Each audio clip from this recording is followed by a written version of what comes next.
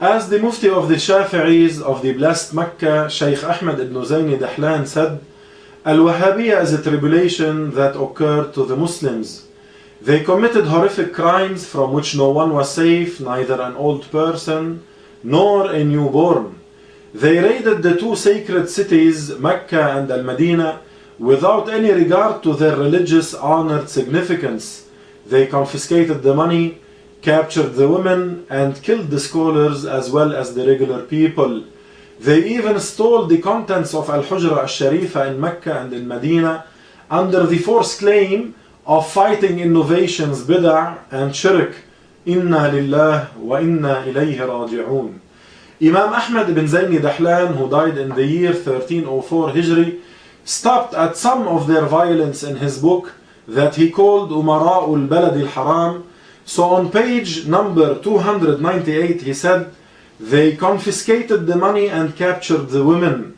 They robbed the houses and its furniture, swarming it like insects. The acquisitions piled up like mountains at their camp, except the books. They threw it all over town, in the markets and in the alleys, exposed to wind.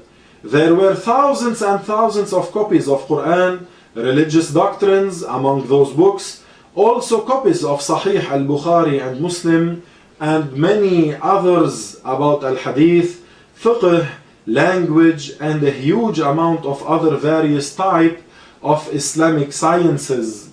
All that stayed mistreated for days, as they stepped on it with their feet, while no one could pick even one piece of paper.